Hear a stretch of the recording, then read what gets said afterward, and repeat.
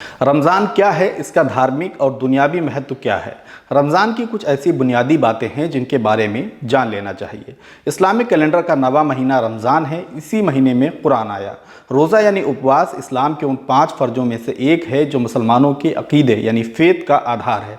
कलमा, नमाज, रोज़ा, ज़कात, हज, इस तरह इस्लाम की ये 5 पिलर हैं। हर मुसलमान का ये फ़र्ज़ यानी कर्तव्य है कि वो इनका पालन ज़रूर करे। आदाब, नमस्कार, मैं अतीक खान, आप देख रहे हैं द लीडर हिंदी।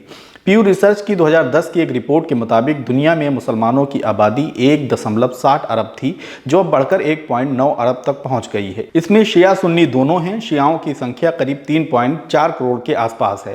मुसलमानों के 72 फ़िरके हैं और हर फ़िरके में कई ग्रुप्स हैं, लेकिन पाँचों फ़र्ज सभी अदा करते हैं। इस्लामिक कैलेंडर चाँद पर आधारित है।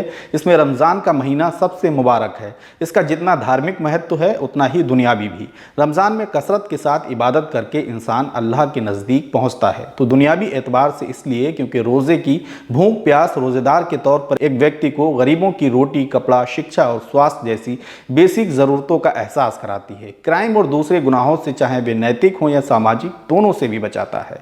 रोज़ा हर एडल्ट मुसलमान मर्द और औरत पर फ़र्ज है, सिवाय बचपन, बीमारी, वृद्धावस्था या कुछ दूसरी परिस्थितियों में। लेकिन बच्चों में इसको लेकर सबसे ज़्यादा उत्साह देखा जाता है।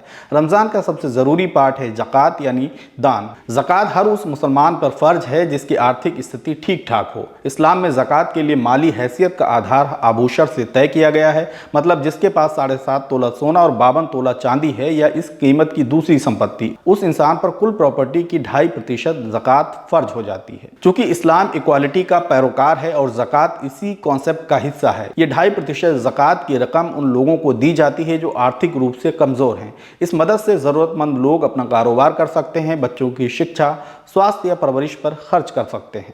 मिसाल के तौर पर दिल्ली की जामिया मिलिया इस्लामिया यूनिवर्सिटी में सिविल सेवा की तैयारी के लिए जो रेजिडेंशियल कोचिंग चल रही है वो इसी ज़कात के सहयोग से संचालित है, जहां छात्रों को निःशुल्क सिविल सर्विसेज की तैयारी कराई जाती है। धार्मिक आधार पर देखें तो रमज़ान के महीने को 3 अशरों यानी टुकड़ों में बांटा गया है। पहला अशरा रहमत का है, दूसरा मगफरत यानी अपने गुनाहों से माफ़ी मांगने, और तीसरा असरा जहन्नुम से निजात का है।